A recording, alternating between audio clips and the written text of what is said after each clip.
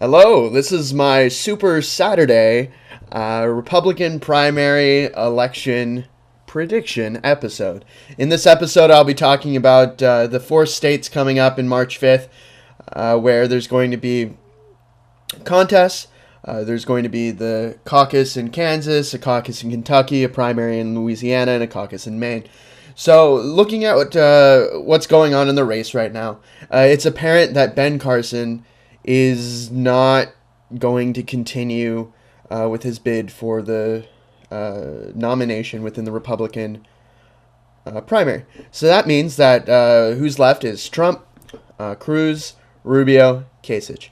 Now, of those four, I believe that the winner is going to be Trump in terms of raw delegate numbers. But if he doesn't get a certain number of delegates, it's going to turn into a brokered convention, and that's going to be really complicated as to who will actually become the eventual nominee for the Republican Party. So going along the contest, I'll start with the caucuses first. So first off, Maine, I think, will be Donald Trump as the victor, then Ted Cruz, then Rubio, then Kasich. Now, the reason I think that Donald Trump will be the victor in Maine is because Donald Trump has sort of that more... It's actually really interesting. He's got a more moderate tone to his campaign at points, and I think that in terms of the electorate in Maine, he's going to be very effective at winning in that state. The reason I think that Ted Cruz, Rubio, and Kasich will be second, third, and fourth respectively is that Cruz definitely has a lot of momentum off of his victories on Super Tuesday, and it's clear that he is in second place right now, and so I think he's going to stay in second place in a lot of different places. So then looking at Louisiana, I think that the winner of Louisiana will be Ted Cruz, actually. Then I think it'll be Donald Trump, then Marco Rubio, then Kasich. The reason I think it will be Ted Cruz is that Louisiana is in the Deep South. They've got some pretty a strong constituency of evangelical voters, and Cruz definitely plays well to the evangelical vote and the Southern vote, given his big victory in Texas. That's something that's really important to take into consideration. So I think that Ted Cruz will be the winner of Louisiana by about 5 percentage points, maybe 10. And then Donald Trump, and Rubio, then Kasich, in that order. Then Kentucky, I think, will also go to Ted Cruz.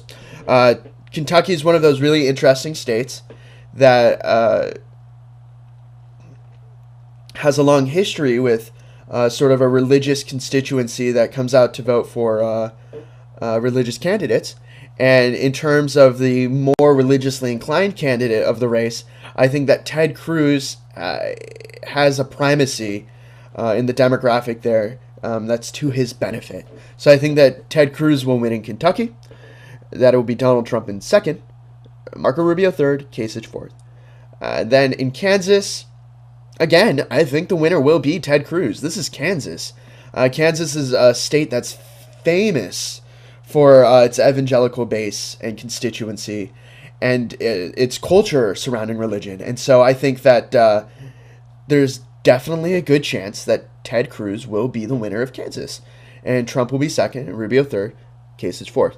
Now, the clear trends in all of these is that I think that it's going to be a trade-off between Trump and Cruz as to who gets first and who gets second, but it's going to be one of those two, is my prediction. In any of those 4 states, one of those two will win, Trump or Cruz. But I think that in terms of the voter makeup within the state, in terms of the base there, the clear advantages weigh heavily in Ted Cruz's favor in Kansas, Kentucky, and Louisiana, because they're all more southern states. They have a more evangelical voting base, and Cruz has definitely demonstrated success with that particular vote. And I think Trump will win Maine because he's more of a New Englander, more of a East Coast kind of guy with his New York roots and ties, and his definite name recognition in that part of the country. And Cruz is not as effective in the northeastern states. as was pretty apparent in New Hampshire. So yeah, that's what I think is going to happen. We'll find out on Saturday, on March 5th. But I think that it's going to be really interesting. Ted Cruz is, I think, going to surprise a lot of people. He did quite well on Super Tuesday in some of the key states that he needed to get some delegates. And yeah, this race is definitely becoming a much more three-person race because of the fact that Kasich just isn't succeeding at the rate he needs to have a path towards the nomination. He does not have the votes. He's not getting the delegates he needs. And because so many of the contests that are coming up are winner take all or winner take most in terms of how the delegates are apportioned, it's really, really difficult to see a strategy wherein Kasich will become the nominee. I think it's going to be between Trump, Cruz, and Rubio. And between Trump, Cruz, and Rubio, I think Trump has the greatest chance of getting the delegates to become the nominee. I think Cruz has the greatest chance of winning in a brokered convention.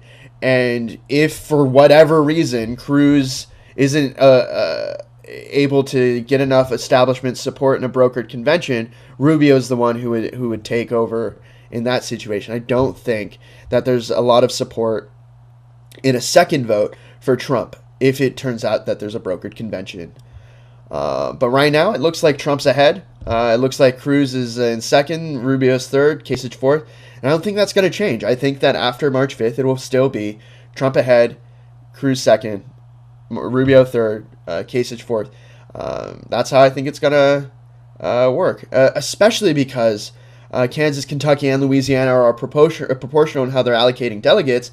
It has a disadvantageous effect, actually, for Cruz, because even if he wins a lot of the vote in these proportional states, he's not going to get a delegate lead over Trump so long as Trump secures second place wherever Cruz wins. So yeah, it's going to be interesting, and it has been interesting, and I think it will continue to be an interesting race. All right.